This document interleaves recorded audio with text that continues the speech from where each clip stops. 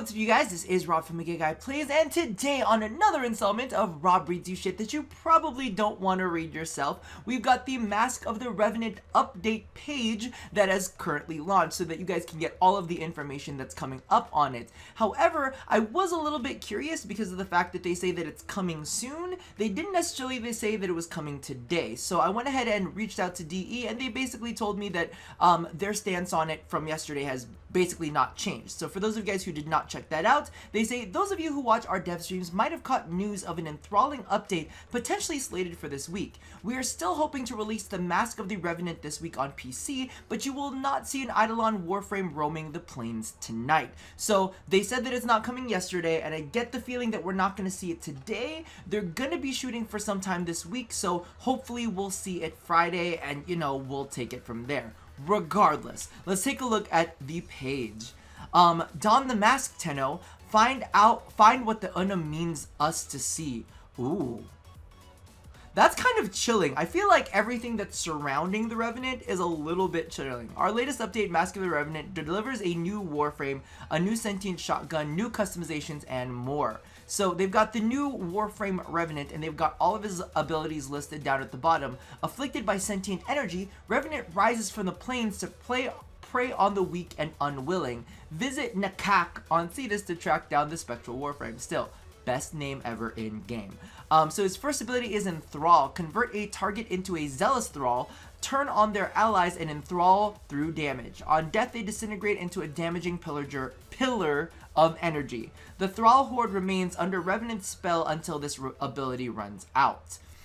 Next up is Mesmer Skin. Become enveloped in sentient energy, which redirects damage and stuns all of those who dare to attack. Stunned enemies can be enthralled at no energy cost. This one is the ability that I was shocked that they actually went ahead and put on a Warframe, because originally the first place that we saw this was the Amisha Arcwing, and I was like, Amisha basically says you can shoot me and ain't nothing gonna happen. So now he's got a skin that is literally just like, no. So my question is, I'm wondering exactly how many charges of Mesmer Skin are we gonna get before it runs out? Is it gonna be based off of duration? Is it gonna be based off of power strength? Like, how is it gonna work? But that one and Enthrall are the two abilities that I'm very, very excited to see. Now, the last time that we heard about Enthrall, they did say that they limited it to a number of 4 thralls at a time. So it went from like 20 down to 4. So I'm really curious to see whether, it's going to scale with power strength. Like, the more power strength you have, the more thralls you can have, so on and so forth. So you might have like a mini army, but I mean, 4 is not bad. Reeve, dash through enemies as a wall of sentient energy, leeching shields and health from any encounter, enhanced from thralls. So I believe that his passive was actually going to be, at least originally, lifesteal based on the amount of energy you have. So this might be like one of those frames where you could run Hunter's Adrenaline on just to get some like extra energy back. But then again, that doesn't necessarily jive as well with Mesmer Skin, so we'll have to see exactly how it all plays out. Maybe you could run Arcane Energize on him and like a Primed Flow, and that might jive with it, but we'll see exactly what happens. And last, and this is how you know that Rebecca had influence on this frame. Just the name of this ability is so Magic the Gathering, is so vampire. Dance Macabre. Erupt with a multitude of Eidolon energy beams and sweep a circle of death around Revenant. Incoming damage is redirected to the beams. Hold fire to boost range and damage while also increasing energy consumption. Thralls killed by this leave overshield pickups. This I'm really, really excited about. Again, I think I had covered it in a previous hashtag confirmed, where you need to check to see if the overshields will apply to allies as well. That's something that I could have sworn I heard, but you never know, things change. The interesting thing here that I see is incoming damage is redirected to the beams. So are you not taking damage while you're in the Dance Macabre? Because that's what last time I heard, that you were taking damage while you're in Dance Macabre, but now it says redirected. So that kind of makes me wonder, is there going to be a damage reduction component, or is it going to be purely, what do you call this? Is it going to be purely just like, oh, I don't take damage and all that damage you do to me is put out? In addition to that, is it going to be a 1-to-1 scale? Because one of my biggest criticisms about this ability was the fact that, you know, kind of damaging ultimates don't really scale all that well unless there's some sort of mechanic that allows them to ramp up the damage. So I'm thinking if you're invincible during this time period, or even if you've got a lot of damage reduction at this time period, if you take like a level 150 bombard rocket straight to the face, or a big old sniper shot to the face, and you're invincible, and you could redirect that damage to other enemies around you, if it's a 1-to-1 ratio, that might actually be pretty freaking solid. So that is something to get excited about, but as always, we'll have to jump into game to see and do some testing to make sure it works or it doesn't work. Now, the one new thing here that we haven't been able to talk about is the Phantasma. Expand your levels of customization by adding a new weapon and accessories to your arsenal. So the first one is the Phantasma. Irradiate enemies with a continuous stream of deadly plasma. So like I was saying a little bit earlier in a previous video, that this is definitely going to be like a beam weapon. And I'm very excited because I see some of the stats and I'm like, okay, this could be really, really good. How many beams? That's what I want to know. How many beams? Because the accuracy is 100, critical chance is 13, and let me interject here. Beam weapons got so good after that beam update, so I can't wait to see another beam weapon being added into this. This could be a good thing.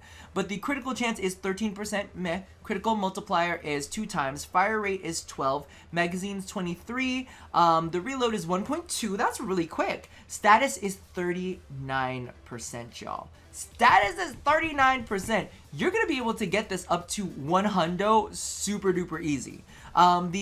There's impact damage and there's radiation damage.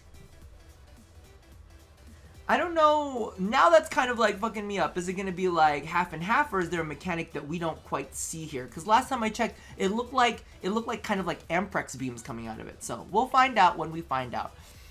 Next up is the Vetala Armor. Only the worthy may wear this legendary Warframe armor set, and the Kasha Kavat Armor. Dress your Kavat in this sentient-inspired armor. The Kavat armor looks dope, which is kind of fucked up because we just got the Umbra armor too. We just got the Umbra armor, and the Umbra armor for the Kavats look dope as well. So I'm excited about that. The Eidolon armor, however, it looks fantastic on the shoulders and the legs. The chest piece is probably not something that I'm gonna wear, but it looks nice. It looks nice, and I love the kind of like wispy energy that comes out from there. The Vania helmet. This is what I'm waiting for.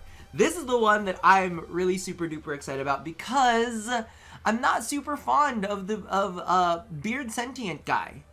I'm not like this. I mean, that looks a little bit strange to me. So Beard Sentient guy is not necessarily my go-to, but this one I think is supposed to be like almost like flary up, and it's almost to be kind of like Super Saiyan-y.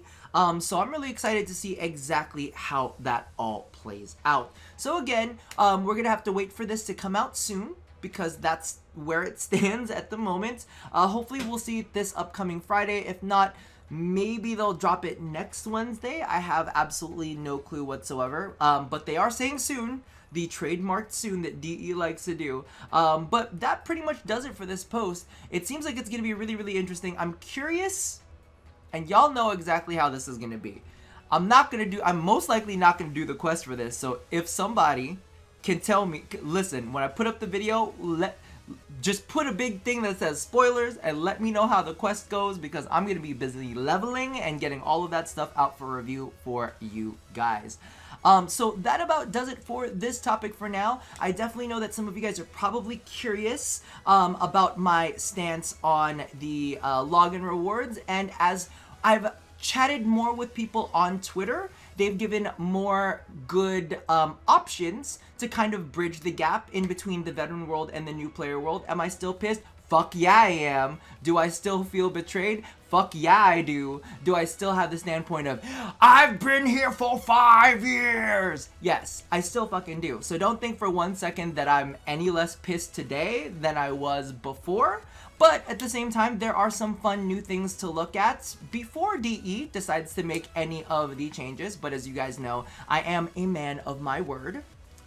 So if you watch the stream, you know what that means. But that about does it for me for now. And as always, love somebody, hurt nobody, and touch your body. I'll see you guys next time.